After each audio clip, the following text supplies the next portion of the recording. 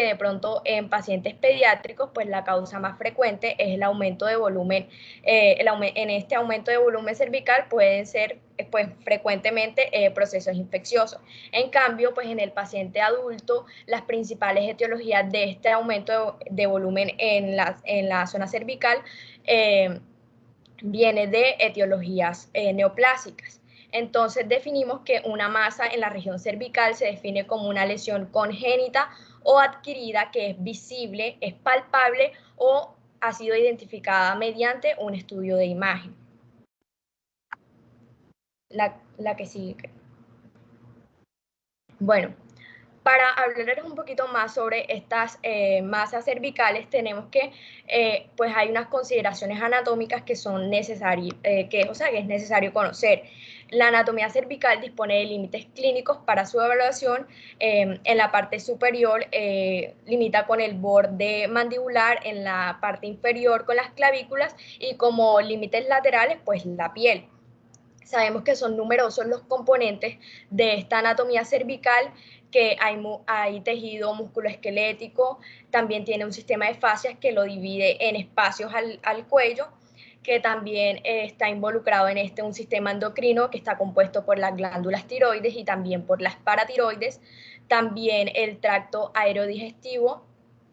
También este tiene alta complejidad por sus tejidos, como lo son la laringe, la faringe y también la tráquea. Y también pues tiene un sistema vascular donde están involucradas arterias, venas y también linfáticos que son de vital importancia, y también pues un componente nervioso como lo son los pares craneales. La siguiente. Bueno, en la región, ya no la bajé tanto, en la región de la cabeza y cuello, pues contienen una red de ganglios linfáticos con más de 300 ganglios. De ahí también cabe mencionar, o sea, la importancia de esta zona anatómica, y que pues estos se originan desde la base del cráneo con un trayecto descendente hacia la vena yugular interna y luego se dirigen hacia el nervio espinal para seguir descendiendo hasta las cadenas supraclaviculares. Y pues esta región, como muchos pues ya vimos en anatomía, se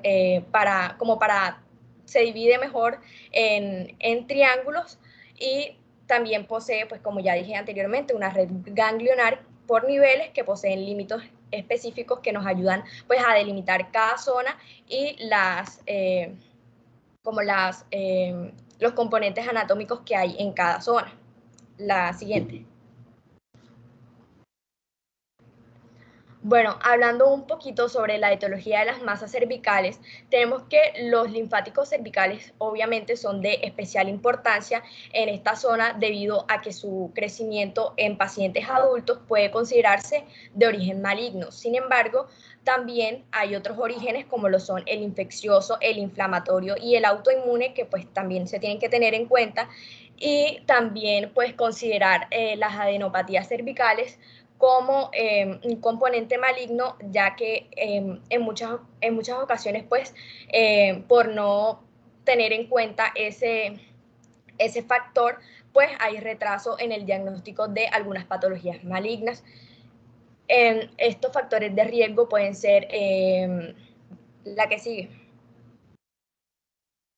Pueden ser la edad mayor a 40 años, la pérdida de peso no justificable, también que tenga pues antecedentes de neoplasias en el tracto aerodigestivo, prácticas sexuales de alto riesgo, entre otras. Entonces, estos factores de riesgo, una vez sean identificados pues, los pacientes con estos factores de riesgo, también van a ver como unos hallazgos en la exploración física que al momento de nosotros, pues obviamente hacer el examen físico al paciente pueden indicar o sugerir malignidad, como estos puntos son que tenga una masa fija en los planes, ya sean profundos o en los tejidos subyacentes o adyacentes, también que la consistencia de esta masa sea firme y que el tamaño de la masa sea mayor a 1.5 centímetros o haya alteración de piel o tejido adyacente. La que sigue. Bueno, hablando un poquito sobre el abordaje o el enfoque diagnóstico, pues al identificar a un paciente con sospecha de malignidad, ya sea por los factores de riesgo antes mencionados o que encontremos algunos de los hallazgos de malignidad en la exploración física, pues se debe remitir a hacer una exploración detallada realizada por o acompañada por un especialista, ya sea un otorrinolaringólogo o un oncólogo de cabeza y cuello, ya que el paciente pues debe ser sometido a una examinación invasiva de la cavidad nasal, faringe y laringe, que es el primer estudio después de la inspección y de la palpación detallada, que se llama una endoscopia nasofaringolaringea y que pues se debe realizar para poder como tener más especificación del tejido que está pues ahí. Para esto, pues, hay unos equipos de luz blanca que cuentan con la capacidad de detectar estas lesiones macroscópicas y exofíticas. Exofíticas es que haya un crecimiento anormal sobre ese tejido y pues también hay otros métodos que son como más sofisticados, no sé si aquí en Colombia se utilizarán, que se llama Narrow Band Imaging o NBI, que pueden detectar pues alteraciones en la mucosa y en las submucosas, también pueden detectar cambios tempranos en la vascularidad y delimitan mejor pues esas lesiones. La que sigue. Bueno, hablando, súbela un poquito. Ahí. Hablando sobre el diagnóstico de las masas cervicales, pues el estudio de elección por imagen para el abordaje diagnóstico de estas masas cervicales, pues en la tomografía computarizada, esta se realizará con contraste siempre y cuando pues no exista una contraindicación para esta. También pues esta provee una adecuada caracterización de la lesión, ubicación y extensión, pero su uso es limitado para tejidos blandos y presenta pues el riesgo de la radiación. Y también otro estudio de gran utilidad con mejor visualización, a diferencia de la tomografía computarizada de los tejidos blandos, tiene una mejor visualización de tejidos blancos, pues es la resonancia magnética, y si esta está combinada con algún contraste como el gadolinio o secuencias de supresión grasa, puede mejorar de manera significativa la identificación de algunas lesiones que estén ocultas. También se puede utilizar la tomografía por emisión de positrones combinada con la tomografía computarizada, ya que pues permite que de pronto haya un mejor abordaje de un tumor primario desconocido, y pues las principales indicaciones es de que pueden detectar uno de 3 casos. Y por último, también se puede utilizar el ultrasonido, que es un método diagnóstico que no es invasivo, pero pues el contra de este es que es operador dependiente y que se puede considerar de primera instancia en lesiones tiroideas y de glándulas salivares, pero en la evaluación del cuello y del tracto aerodigestivo pues no está tan recomendado. Ya una vez localizada la extensión y las estructuras comprometidas por la lesión, se debe realizar una biopsia para obtener pues el reporte anatomopatológico para saber pues si hay malignidad en el tejido o no. Y pues si hay, pues en la mayoría pues, de la malignidad siempre hacen metástasis a ganglios, por lo que les decía que hay muchas estructuras ganglionares ahí que pueden pues favorecer eso.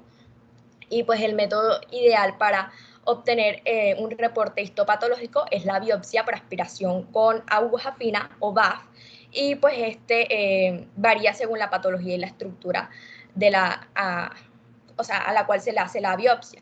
En la tiroides, pues el BAF tiene una sensibilidad del 60 al 90% y una especificidad del 72 al 100%, y en glándulas salivares se reporta una sensibilidad del 92% 100% y una especificidad del 93%. En adenopatías pues tienen una sensibilidad de 90.9% y especificidad del 67%. La siguiente. Bueno, y para ya concluir o hacer un resumen de lo que ya, pues algunas cosas de las que dije, pues sabemos que el manejo de estas masas en la región cervical en un paciente adulto tiene que ser un abordaje muy dirigido o muy enfocado a descartar la malignidad en primera instancia. Los datos clínicos de infección pueden favorecer el manejo de antibióticos y por esto no deben prescribirse de manera indiscriminada y pues cualquier masa en el cuello con más de 2 semanas de persistencia debe ser estudiada clínica, radiológica y citológicamente. Y pues el estudio de valoración inicial siempre va a ser la tomografía computarizada con el uso de contrastes y pues ya al momento de la biopsia va a ser el BAF. Y pues ya, tener en cuenta que el diagnóstico de malignidad de estas masas cervicales pues obviamente va a tener un impacto en la conducta terapéutica, en la respuesta al tratamiento y la sobrevida del paciente que tenga la lesión. A continuación, mi compañera Natalia les va a hablar sobre los nódulos tiroideos. Espera un momentico, hasta ahí un momento. Ah, bueno.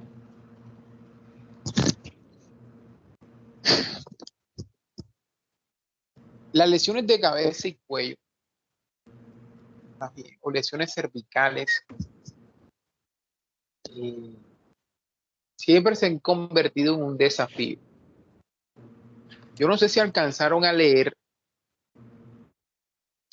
o alguien lee sobre la regla de los 7 en cabeza y cuello.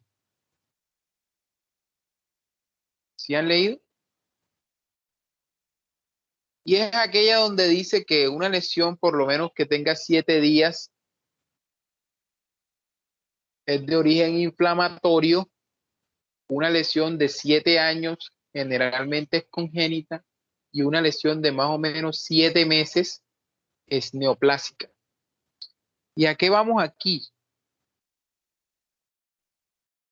Hay que tener en cuenta algo.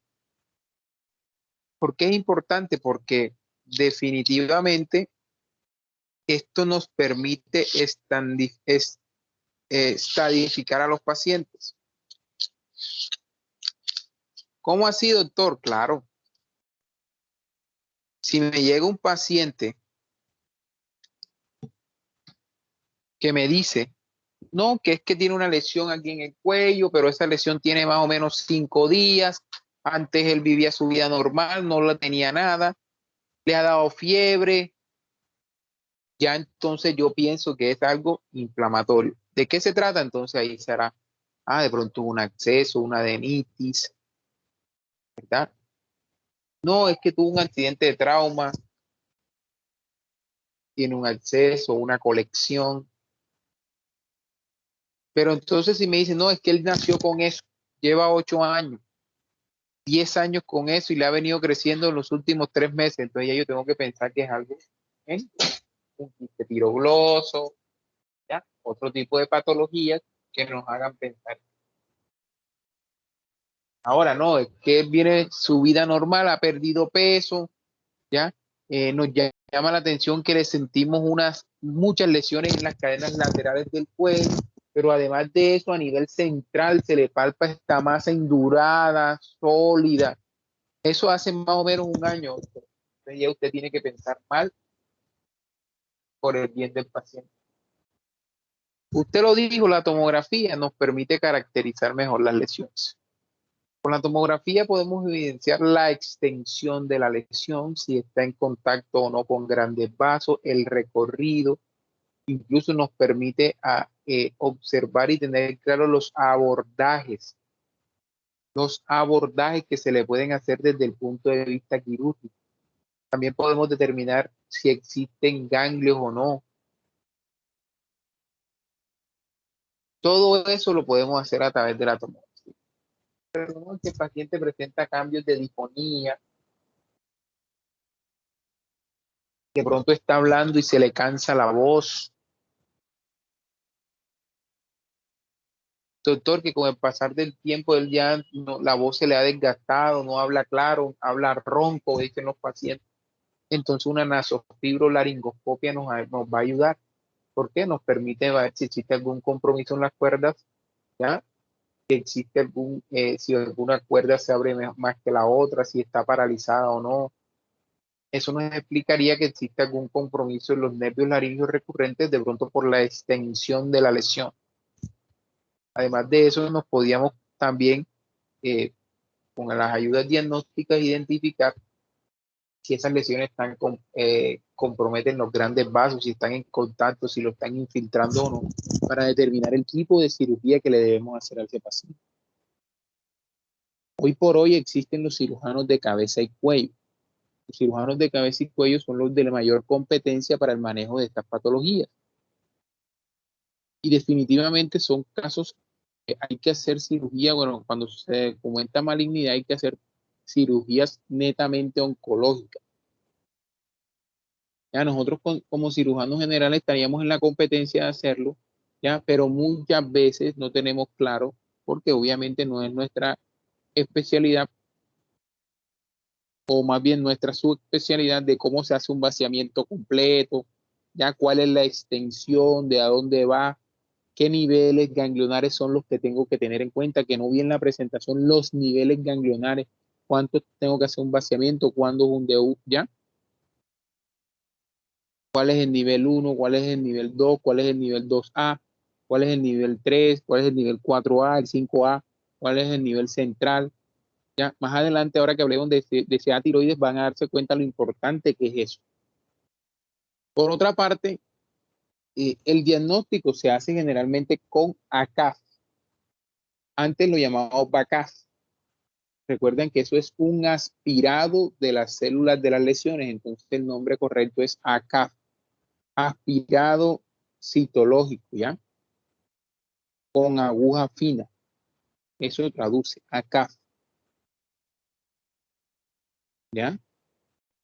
En el cual se van a tomar las muestras para ver la celularidad que componen a esa lesión y de esta manera permitirnos caracterizarla desde el punto de vista histopatológico. Ahora, si yo tengo una lesión sólida, pétrea, en el cuello, el ACAF nos va a ayudar muy poco.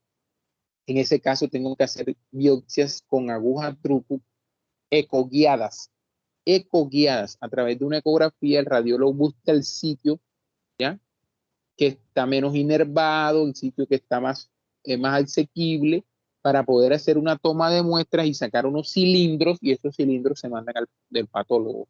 Y el patólogo nos permite entonces decir el tipo de la lesión, cuál es el estirpe, cuál es el linaje, cuál es el grado de infiltración y todo eso, para poder redireccionar un diagnóstico. ¿Ok?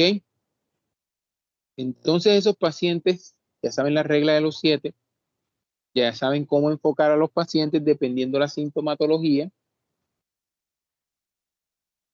Un paciente, un joven de 15 años, de 18 años, sin antecedentes de importancia, que te dice que empezó con un dolor en el cuello, asociado a una masa que ha venido de crecimiento, esa masa hace 5 días, 6 días, usted no va a pensar que eso es un cáncer en primera instancia. Pero un viejo de 90 años que te están diciendo, no, es que ese señor viene perdiendo peso, doctor, pero mire, yo le siento aquí debajo del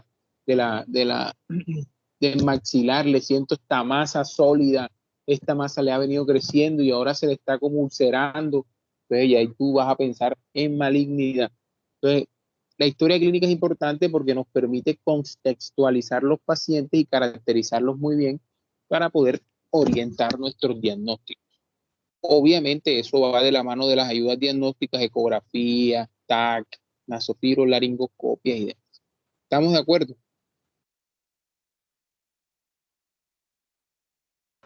Sí, doctor. Sí, doctor. Sí, doctor. Sí, doctor. Ahora sí. Muy bien, ahora sí. Adelante, doctor.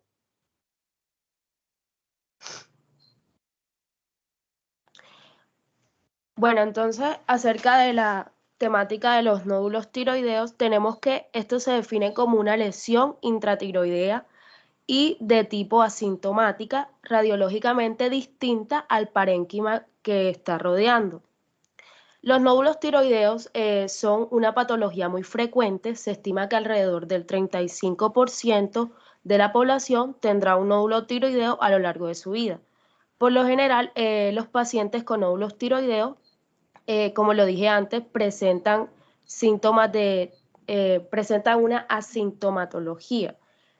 También se estima que la mitad de estos pacientes pueden tener un cáncer de tiroides y estos tienen unas características como lo son tener un contenido líquido, en este caso serían los quistes, estar formados por tejido predominantemente celular, en este caso una estructura sólida, o pueden presentar una estructura mixta, es decir, sólida y quística.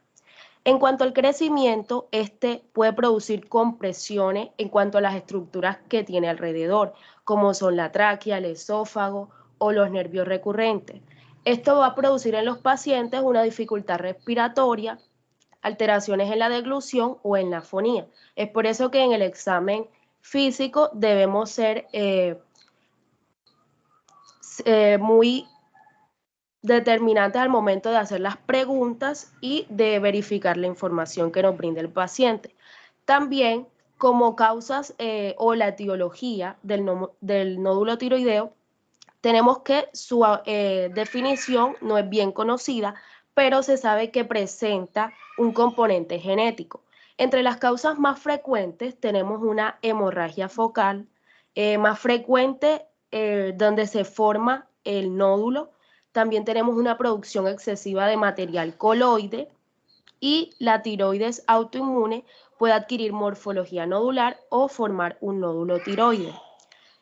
Solo el 10% de estos nódulos se van a producir a un cáncer de tiroides o van a formar un cáncer de tiroides. Siguiente diapositiva. Siguiente.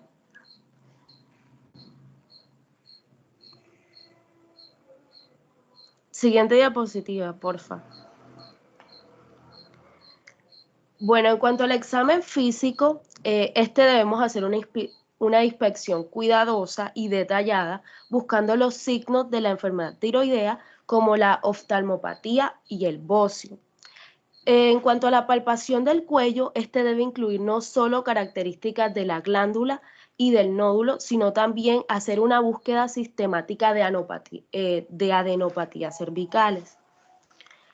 En cuanto al interrogatorio que vamos a hacerle al paciente, debemos fijarnos en los datos que él nos comenta, como la compresión de las vías digestivas y de la aérea. También, si él nos refiere sensación de compresión cervical, la disfagia o sensación de cuerpo extraño, aunque no son patognomónicas. Estas se van a asociar frecuentemente con neoplasia. En cuanto al estudio que le realizamos al paciente, debe incluir como mínimo la determinación del nivel de la hormona estimulante de la tiroides, la TSH. Se ha encontrado que en pacientes con hipotiroidismo subclínico o clínico, esta se encuentra elevada, lo que vendría siendo un factor asociado a la presencia de malignidad. Y si la TSH está suprimida, se debe medir la T4 libre y solicitar un estudio de gammagrafía. No todos los pacientes con nódulos tiroideos diagnosticados por métodos clínicos o imaginológicos se le debe realizar una ecografía de tiroides. Siguiente diapositiva. Tenemos unas indicaciones en cuanto al estudio citológico que se le realiza al paciente con la patología de los nódulos tiroideos. La primera sería que todo nódulo mayor debe tener una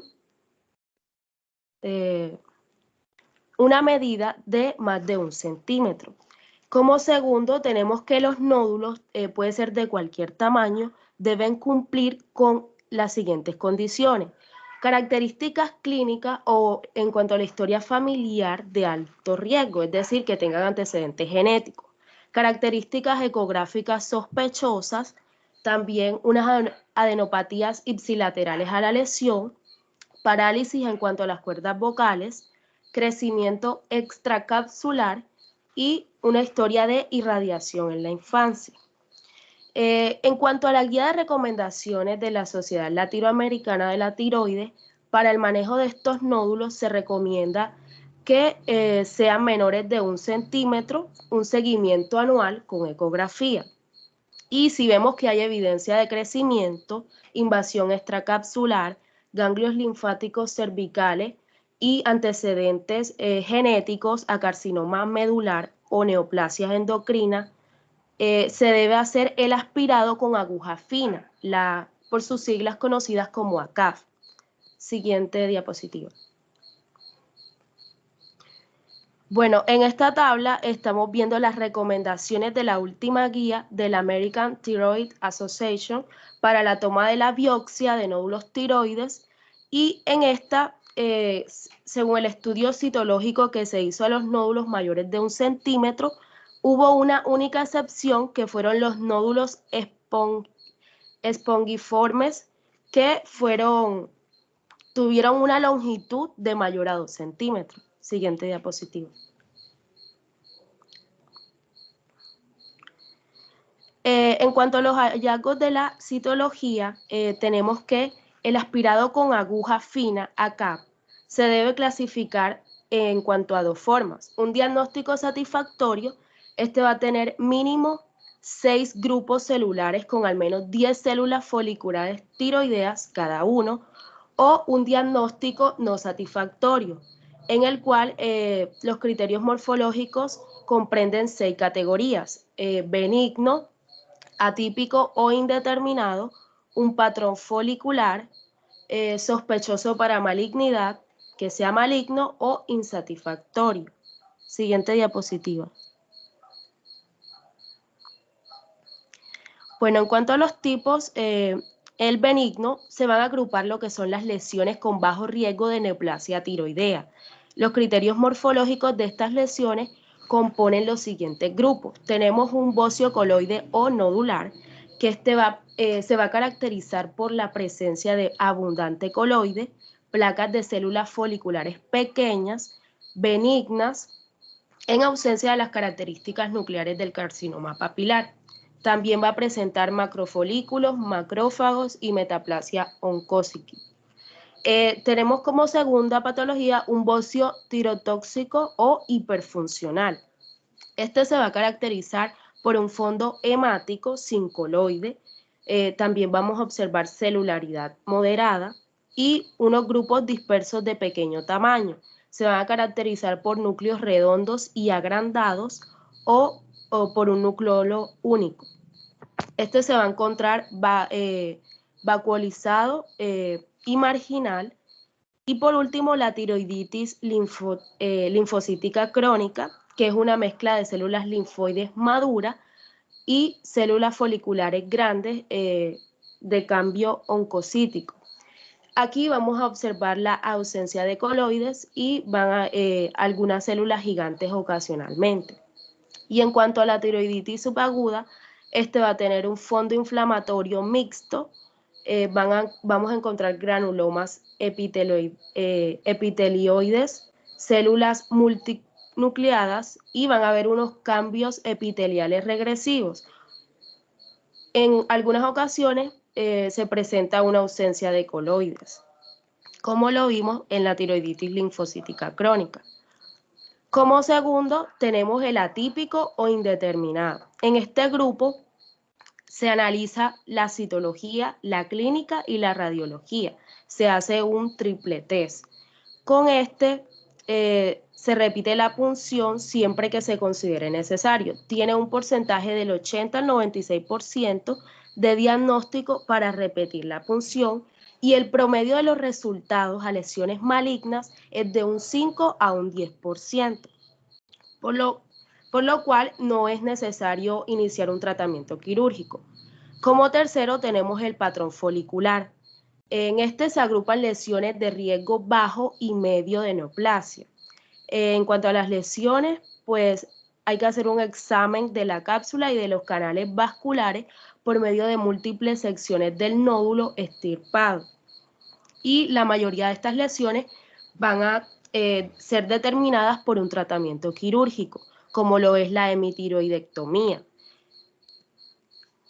Como otro patrón tenemos la neoplasia folicular. En esta vamos a observar coloide escaso, denso o en algunas ocasiones ausente. Vamos a encontrar elevada la celularidad y la presencia de microfolículos y grupos de aspecto sincitial. Los núcleos van a ser de mayor tamaño y no hay criterios nucleares de carcinoma papilar.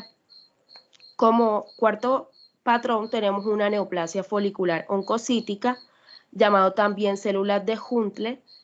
Aquí el coloide va a ser escaso y denso, va a haber una elevada celularidad y los núcleos van a ser de mayor tamaño o van a haber unos nucleolos con mayor prominencia.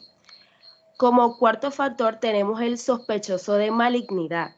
En este se agrupan las lesiones sugestivas, pero que no son concluyentes para malignidad. Como quinto factor tenemos el maligno. En este se van a agrupar las lesiones malignas con posibilidad de un diagnóstico citológico en el cual se va a incluir el carcinoma papilar, el carcinoma medular, el anaplásico, el linfoma y la metástasis, y va a ser el constituyente del 3 al 7% del total de las citologías de la tiroides. Siguiente diapositiva.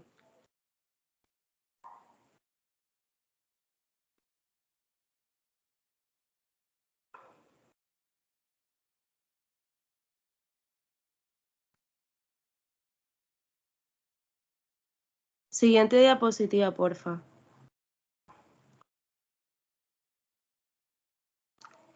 Bueno, en la siguiente diapositiva encontramos lo que es la relación entre los diferentes subtipos de la clasificación de los nódulos tiroideos.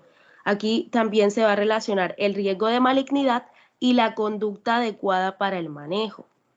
Entonces tenemos que en la categoría de insuficiente el riesgo de malignidad va a ser del 1 al 4% y su manejo va a ser repetir el ACAF en 3 meses. En el factor benigno tenemos que el riesgo es menor a 1, se le da un seguimiento de cada 6 a 12 meses.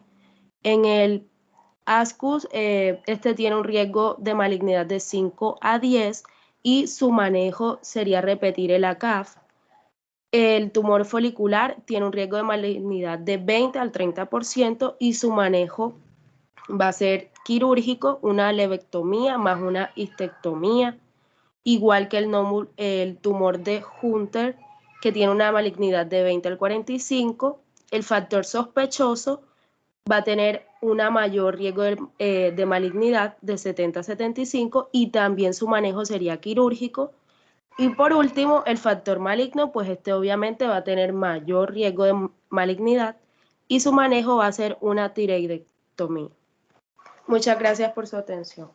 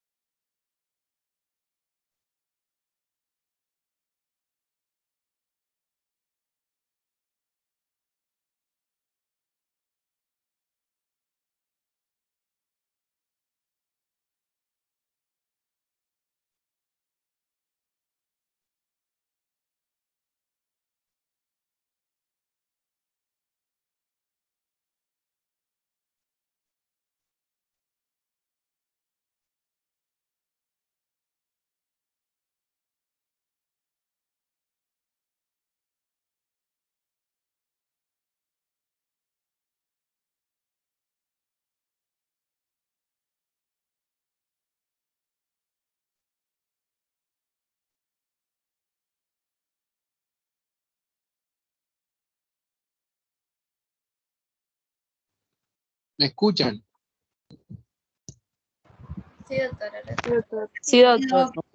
Puede escuchar la última parte porque me entró una llamada. ¿Puede repetirlo, por favor? Sí, claro, doctor. Ok, eso. Lo de la tabla. Eso. Muy bien. Bueno, en cuanto a la tabla, esta tenemos la relación entre los diferentes subtipos en cuanto a la clasificación de los nódulos tiroideos. Aquí se relaciona el riesgo de malignidad y la conducta adecuada a tomar para su manejo. Como factor primario tenemos la insuficiente, que sería un riesgo de malignidad de 1 al 4%, y su manejo sería repetir el ACAF en 3 meses. En cuanto al factor benigno, pues este va a tener menor a un porcentaje y su manejo sería un seguimiento de 6 a 12 meses. En cuanto al factor ASCUS, pues este sería de un 5 al 10% de riesgo de malignidad y su manejo pues sería repetir el ACAF. Como cuarto factor tenemos un tumor folicular, obviamente ya este tenía un riesgo de malignidad elevado del 20 al 30% y ya su manejo sería quirúrgico, como una levectomía más una histectomía, al igual que el tumor de Huntler, que es una histectomía. Ismectomía, el istmo de Perdón, doctor, ismectomía. Y el quinto factor, que es el sospechoso, pues este tiene mayor riesgo de malignidad, su manejo también sería quirúrgico. Y en cuanto al sexto factor, que es el maligno, este va a tener un porcentaje del 97 al 99 en cuanto a la malignidad y su manejo también sería quirúrgico. Esta sería una tiroidectomía. Listo, doctor. Gracias. Bueno, empecemos por lo primero. Los nódulos tiroideos son un motivo frecuente en cirugía general. De hecho, hoy los muchachos que estuvieron consulta conmigo nos llegó una paciente. Están aquí los dos compañeros, ¿no? Sí, doctor. Y recuerdan la paciente que nos llegó con una historia anterior de una lesión en cuello que decía que era más o menos de 2 centímetros a expensas del lóbulo tiroideo. Exacto. Entonces, un motivo de frecuente de consulta en cirugía general.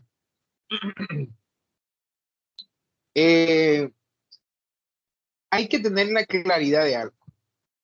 Existe una clasificación desde el punto de vista radiológico, que es una clasificación universal, que se hizo ya por el Colegio Americano de Radiólogos para unificar criterios, ¿ya? Y hablar en un mismo idioma dependiendo las características de las lesiones. ¿Sí han escuchado sobre la clasificación de TIRAX? Sí, doctor. Justo ahorita estuve más o menos buscando sobre eso. Bueno, no sé por qué no la veo aquí en la presentación. La clasificación de TIRAX, que es algo parecido a la mama. Recuerda que cuando daban mama hablaban de PIRAX. Aquí se habla de TIRAX, porque viene de tiroides y la ATA, que es la máxima referencia que tenemos a nivel mundial para hablar de tiroides, y es la que habla de las guías de todos, de la Asociación de Tiroides, la Asociación Americana de Tiroides, la ATA, siempre saca unas guías para el manejo de estos pacientes.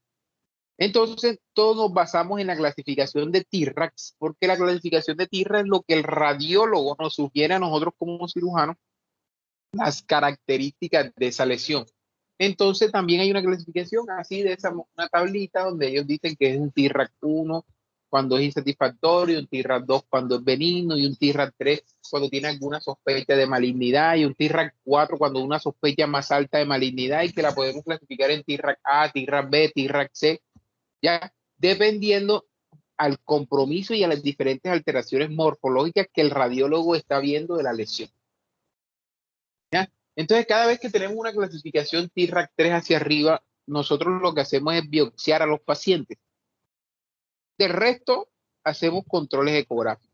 Obviamente, se ha estudiado ampliamente los pacientes porque han sido muchos pacientes que han sido llevados a tiroidectomía innecesarias, por decirlo así, que en realidad terminan cuando le sacan después de, o sea, con ACAF que sugieren algún tipo de neoplasia, pero que van a tiroidectomía y cuando sacan el bloque como tal, el bloque quirúrgico, y eso va a patología, resulta que es una enfermedad benigna o que en realidad nunca tenía cáncer, sino que no existía una aproximación ya entre lo que veían celularmente y lo que al final salía en la patología quirúrgica me refiero. Entonces, con esta clasificación de T-RACs, ¿ya? Y con el tipo de Bethesda que ahí anotó la doctora, hemos tratado de disminuir o de ser menos o sea, hacer tiroidectomías innecesarias, ¿verdad? Entonces hay unas indicaciones. Nosotros, por ejemplo, cuando tenemos nódulos mayores a 2 centímetros palpables, que nos dicen es un T-RAC 4 como el de hoy, eso inmediatamente tiene que ir a BACAP, a biopsia, a CAF, ¿ya? Tiene que ir a CAF ecoguiado para estadificarlo y de esta manera saber qué procedimiento hay que hacerle, ¿ya? Entonces, un T-RAC 4, que es una sospecha de malignidad, dependiendo lo que la celularidad nos describa, entonces nosotros decimos, este paciente, después de estadificarlo bien, hacerle un TAC completo, hacerle una nasofibro, ¿ya? Y lo estadificamos bien, decidimos entonces, bueno, listo, el tipo de cirugía que hay que hacerle a este paciente es que lo ideal, lo ideal ante un paciente con un cáncer documentado de tiroides es hacerle tiroidectomía total más vaciamiento del nivel central. ¿Por qué del nivel central? Porque el 60-70% de las metástasis ocurren en ese nivel. Entonces se hace un vaciamiento del nivel 6, que es el nivel central en el cuello. Tienen que leer eso, niveles ganglionares del cuello, ¿ya? Para poder entender eso. Ahora, hoy por hoy existen algunos, se llaman carcinomas papilares de tiroides o microcarcinomas papilares de tiroides. Son cánceres que son menores a 1 centímetro y que las guías dicen que solamente con la lobectomía o con las tiroidectomías subtotales, y hablo de subtotales porque solamente hacemos un lóbulo, y más el vaciamiento es suficiente con los pacientes. Pero entonces ahí es donde viene un tema en el que tú como paciente, sabiendo que tienes un cáncer en una parte del tiroides, no sé si tú aceptes, hombre, que me saquen esa parte y que me quede la otra parte, existiendo la posibilidad de que vuelva a aparecer en el otro lado. ¿Ya? Y es un tema ampliamente discutido. Hay pacientes que se han sometido a tiroidectomía y le hacen seguimiento por 5 años y nunca más volvió a aparecer el cáncer.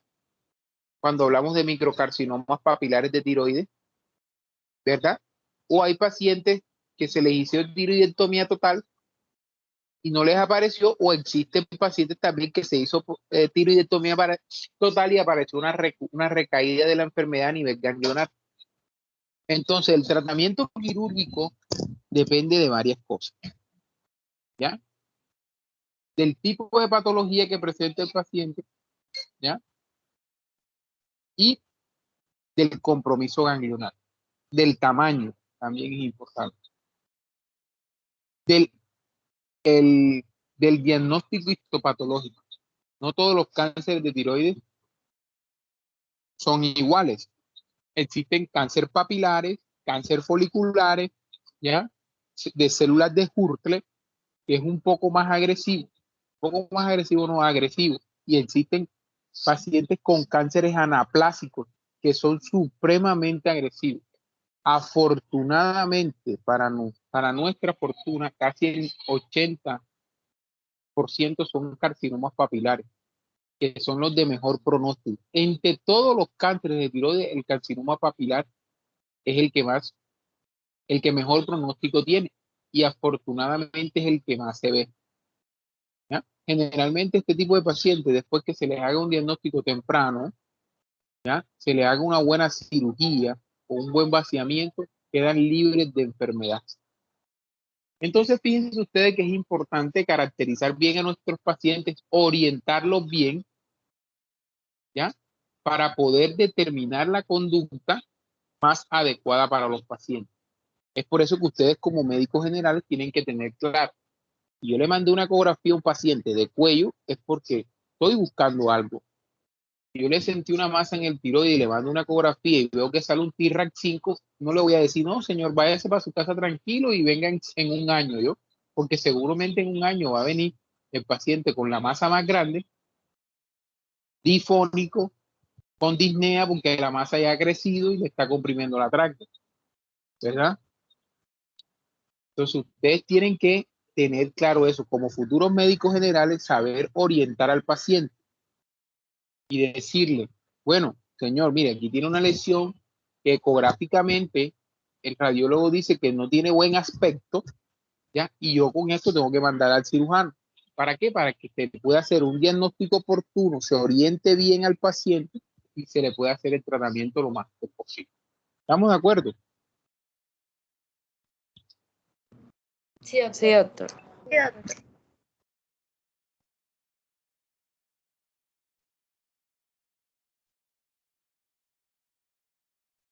¿Tienen alguna pregunta?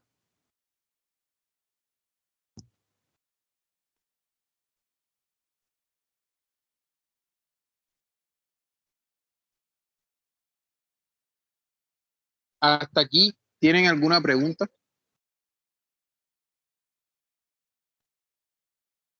Doctor, yo tengo una pregunta, pero con respecto a la rotación. Mañana sigue a la misma hora, a las 6 de la mañana. Ah, ya, calme, ahorita hablamos de eso. Sobre el tema, por favor. No, señor. Todo quedó claro hasta aquí. Sí, doctor. Bueno, eso espero. Entonces queda pendiente. Clasificación de tierras que tienen que ustedes estudiar. ¿Verdad? Bethesda, conocer perfectamente. ¿Ok? Tipos de cánceres de tiroides. Papilares, medulares, anaplásicos, foliculares, tienen que tenerlos en cuenta. Claramente. Niveles ganglionares de cuello, que tampoco lo vi aquí. No son los niveles de cuello, niveles ganglionares, que son 7. Tienen que aprendérselos de dónde va, cuál es el uno, cuál es el otro, cuáles son las referencias anatómicas y todo eso. ¿Estamos de acuerdo? Sí, doctor. Sí, doctor. ¿Y alguien más tiene alguna duda?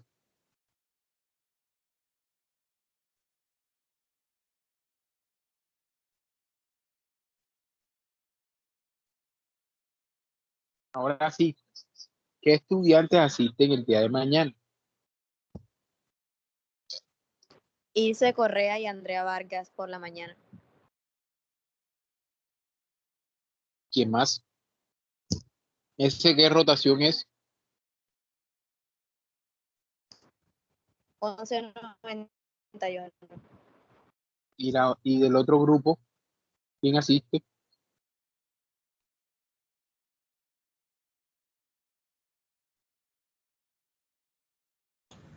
Francisco Hoyos, doctor. ¿Y quién más? Y Andrés Rojas. Andrés Rojas. Bueno, esta tarde veo que solamente fueron 2 estudiantes, quedaron pendientes otros 2. No sé por qué no fueron. Pero Son bueno, actores que tenemos unas dificultades con el horario. bueno, entonces para mañana nos encontramos a las 6 de la mañana. Obviamente usted tiene que llegar un poquito antes para conocer los pacientes que están en la urgencia. Ya hacemos la ronda con los residentes y entramos a salas de cirugía, que tenemos cirugía a las 7 de la mañana. Entonces deben tener en claro que deben ir con todos sus utensilios, tapabocas N95, por favor, sus gorros, sus polaines, y además de eso deben llevar uniforme de cirugía. Son 5 cirugías y vamos a dividirla. No pueden entrar todos a salas de cirugía, 2 primero y después otros 2. ¿Listo? Entonces, mientras los 2 primeros entran a las 2 primeras cirugías, los otros están repasando, están revisando los pacientes. Y posteriormente a eso, hacemos el cambio, los otros salen y entran los otros 2 que quedaron fuera a el resto de cirugía. ¿Listo? Y así vamos dándole chances a todos.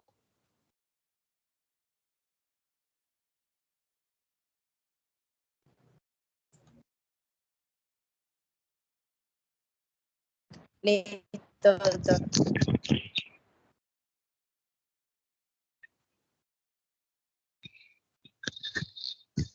Bueno, entonces quedamos así, quedamos pendientes quedaron esos apuntes por aprender, que en cualquier momento de la ronda médica se los voy a preguntar, así que tienen que leerlos. Y nos vemos mañana, ¿listo? Ok, doctor, muchas Listo, gracias. doctor, muchas gracias. Listo, doctor, muchas gracias. Bueno, que tengan buena noche. Igualmente. Gracias, doctor, igualmente.